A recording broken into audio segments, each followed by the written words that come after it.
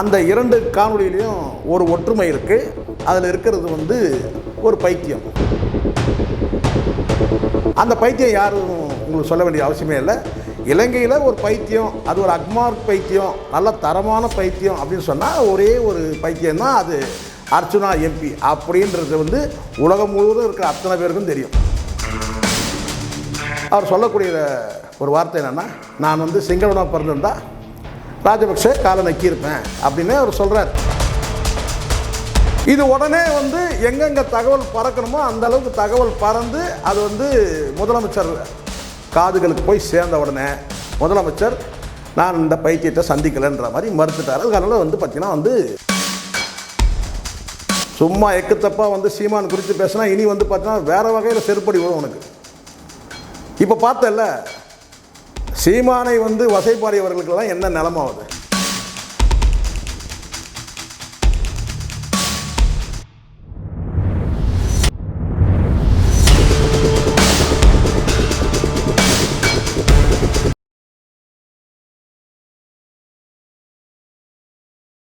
தமிழ் போராளி நேயர்களுக்கு என் அன்பான வணக்கம். இப்போ நான் உங்களுக்கு 2 காணொளிகள் காட்ட போகிறேன். அந்த 2 காணொளியிலையும் ஒரு ஒற்றுமை இருக்குது. அதில் இருக்கிறது வந்து ஒரு பைத்தியம். ஒன்று வந்து பதாகையில் இருக்கும் அந்த பைத்தியம், இன்னொரு இன்னொரு இடத்துல வந்து பார்த்திங்கன்னா அந்த பதாகையை கிழிக்கிற மாதிரி ஒரு பைத்தியம் இருக்கும். அந்த 2 பைத்தியம் ஒரே பைத்தியம். இது எங்கேன்னு கேட்டிங்கன்னா இலங்கையில். எதுக்காக இந்த பைத்தியம் வந்து அதனுடைய பதாகையை அதுவே கிழிக்குதுன்றது தான் இப்போது சப்ஜெக்ட். இதுதான் எதுக்காக இந்த பைத்தியம் வந்து பதாகையில் இருக்குது.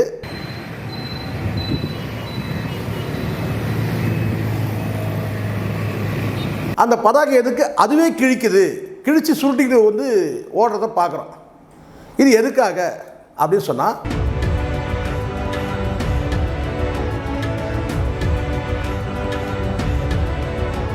இலங்கையில் ஒரு மருத்துவம் சார்ந்த ஒரு கலந்துரையாடல், ஒரு கருத்தரங்கன்னு வச்சுக்கோங்களேன், அப்படி நடந்துகிட்ருக்கு. அதில் கஜேந்திரன் பொன்னம்பலம் என்பவர் வந்து யாழ்ப்பாணத்தில் இன்றைக்கி எம்பி. அவர் கலந்துக்கிட்டு அதில் வந்து ஒரு கருத்தை சொல்கிறார். அவர் தமிழ் தேசியவாதி. அவர் ஒரு கருத்துக்களை சொல்கிறார். அந்த கருத்துக்களுக்கு வந்து மாற்று கருத்து இருந்தாலும் கூட அதை எப்படி நாகரிகமாக சொல்லணும்னு ஒன்று இருக்குது இல்லையா. அந்த நாகரிகம் வந்து இந்த பைத்தியத்துக்கிட்ட கிடையாது, எப்போவுமே கிடையாது.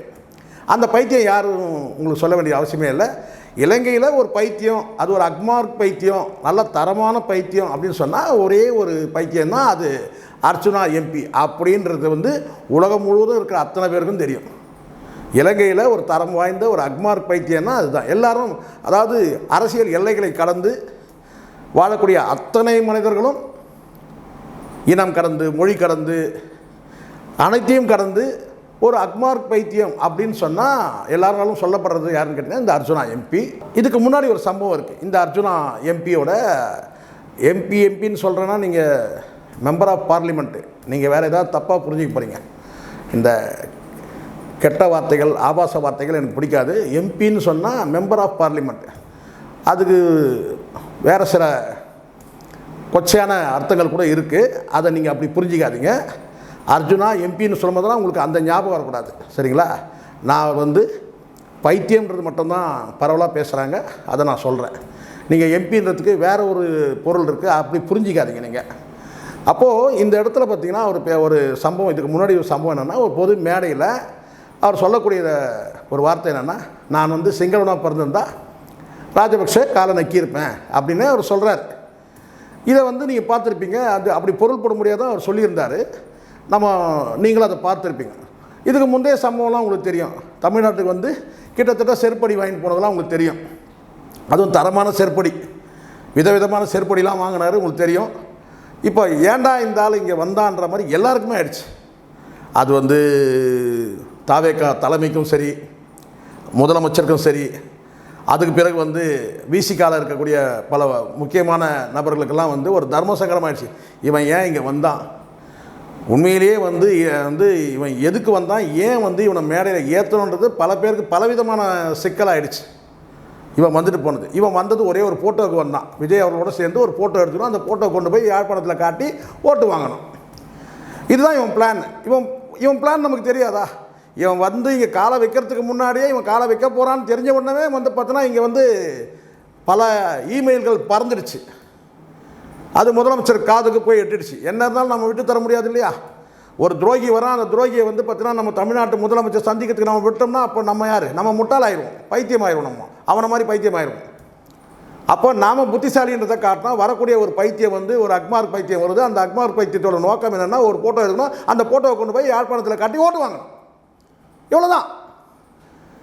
இது உடனே வந்து எங்கெங்கே தகவல் பறக்கணுமோ அந்த அளவுக்கு தகவல் பறந்து அது வந்து முதலமைச்சர் காதுகளுக்கு போய் சேர்ந்த உடனே முதலமைச்சர் நான் இந்த பைத்தியத்தை சந்திக்கலைன்ற மாதிரி மறுத்துட்டார். அதனால வந்து பார்த்திங்கன்னா வந்து சந்திக்கலை. ஆனால் அதுக்கப்புறம் காலில் விழுந்து கதறி மன்றாடி உருண்டு பிறண்டு அழுத பிறகு அதனால் வந்து என்ன செஞ்சாங்கன்னா வந்து சரின்னு சொல்லி ரொம்ப கதறாப்பா, ஃப்ளைட்டெல்லாம் பிடிச்சி வந்துட்டுருக்குறான், சரி ஏதாவது ஒன்று பண்ணிட்டு போங்கன்றதுனால அதுக்கப்புறம் வந்துக்கிட்டோம்னா அந்த ராஜ்மோகனை சந்திக்கிறதுக்கு அனுமதிக்கிறோம். அதையும் கூட நம்ம கடுமையாக எதிர்த்தோம். நான் எதிர்த்தேன் கடுமையாக. சந்திச்சிருக்க கூடாது. அதுவும் குறிப்பாக வந்து ராஜ்மோகன் வந்து தமிழ் வளர்ச்சி துறை அமைச்சர். இவன் வந்து பார்த்திங்கன்னா துரோகி, தமிழ் துரோகி, தமிழ் இன துரோகி. இவனை எப்படி சந்திக்கலாம் அப்படின்னு ஒரு வன்மையாக நம்ம கண்டித்தோம். ஸோ இதெல்லாம் வந்து நடந்தது. இப்போ அடுத்த சம்பவம் என்னன்னு கேட்டிங்கன்னா, அதுக்கப்புறம் இங்கேருந்து போனால் அங்கேருந்து போயிட்டு வந்து அங்கே போய் எங்கேயோ ஒரு பார்லிமெண்ட்னு சொல்லிட்டு ஒரு இருட்டு ரூமில் நின்றுட்டு அவன் தனியாக பேசியிருந்தான். நம்ம பார்த்தோம், அதை உலகமே பார்த்துச்சு. என்னென்னு கேட்டிங்கன்னா, நான் துப்பாக்கி கொண்டு வரல, துப்பாக்கி கொண்டு வந்தால் சீமானை வந்து சுட்டு இருப்பேன் அப்படின்னு சொல்லிட்டு. ஏண்டா அறிவு இருக்கா உனக்கு? யாரை போய் சொல்ல முடியும் நீ? நல்ல வேலை சீமான் வந்து உங்கள் நேரம் நல்ல நேரம். சீமான் தமிழ்நாட்டில் பிறந்துட்டார். இலங்கையில் பிறந்தது தான் சீமான் நாடு அதிபர். அறிவு கட்டவனே எக்ஸ்ட்ரீம். இந்த வார்த்தை அர்ஜுனா எம்பிக்கு ஸ்பெஷல் வார்த்தை, நான் சிறப்பு வார்த்தை நான் சொல்கிறேன். உன் நேரம் நல்லா இருக்குது. சீமான் தமிழ்நாட்டில் பிறந்துட்டார். இலங்கையில் பிறந்திருந்தா உன் நிலைமை என்ன இருக்கும்? சீமான் தாண்டா அதிபர். முதல்ல அதை ஞாபகம் வச்சுக்கணும். சும்மா எக்குத்தப்பாக வந்து சீமான் குறித்து பேசினா இனி வந்து பார்த்தீங்கன்னா வேறு வகையில் செருப்படி விழும் உனக்கு.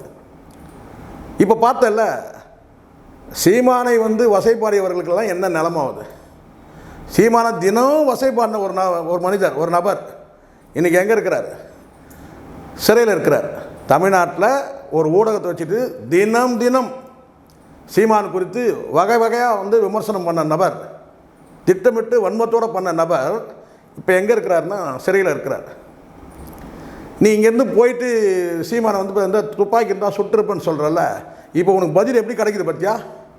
செருப்பு மலை கிடச்சிருக்கிறா உனக்கு பதில். இந்த காணொலி பார்க்குற அத்தனை பேரும் பாருங்கள். இந்த 2 காணொலி பார்க்குறோம் பார்த்தீங்கன்னா, ஒரு காணொலியில் அவன் பதாகை வந்து வச்சு அதில் வந்து பார்த்தீங்கன்னா ஈனப்பிறவின்னு எழுதி வந்து செருப்பு மலை போட்டிருக்கு. அதை பார்த்துட்டு என்ன செய்கிறான்? அவனுடைய பதாகையை அவனே பிரித்து எடுத்துப்பா, அந்த செருப்போட தூக்கிட்டு போகிறான். நீங்கள் பாருங்கள் என்ன ஏன்னா அறிவு இருக்கா? முதல்ல அந்த செருப்பை எடுத்துகிட்டு அதுக்கப்புறம் பதாகையில் நீங்கள் அடுத்து மடித்து எடுத்துகிட்டு போனோம். அதை தொலைவு தூரத்தில் வந்து பார்த்தீங்கன்னா ஃபோட்டோ எடுக்கிறாங்க, அது கூட உனக்கு தெரியல. அந்த செருப்போடு எடுத்துகிட்டு போகிறான். இவன் எப்படிப்பட்டவனாக இருப்பான் பாருங்கள். நீங்கள் பாருங்கள், அந்த காணொலி பாருங்கள். உள்ளபடியே என்ன செய்யணும்? அந்த செருப்பை எடுத்துகிட்டு அந்த பதாகை இருக்கணும். அந்த செருப்போடு அப்படியே பிச்சுக்கிட்டு அப்படி இப்படி பிச்சுக்கிட்டு அப்படியே வந்து அதை எடுத்து நான் அப்படியே உருட்டிக்கிட்டு ஓடுறதை பார்க்குறோம். இந்த மாதிரி கோமாளியை வந்து உலகத்தில் எங்கேயுமே நம்ம பார்த்ததில்லை. இப்போ புரியுதுங்களா? இதாண்டா சீமானை நீ விமர்சனம் பண்ணதுக்கு இதுதான் பதிலடி. பார்த்தியா எங்கே நடக்குது? நீ எங்கே வந்து விமர்சனம் பண்ண? தமிழ்நாட்டில் வந்து விமர்சனம் பண்ண வெறும் வார்த்தைகள் தான் நீ சொன்ன. சீமான் குறித்து வார்த்தைகளால் நீ காயப்படுத்திட்டு போன. உனக்கு பதில் எங்கே கிடைக்குது பார்த்தியா?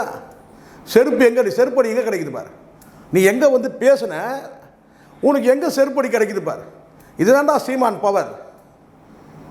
இதுதான் சீமான் என்ற ஆளுமை.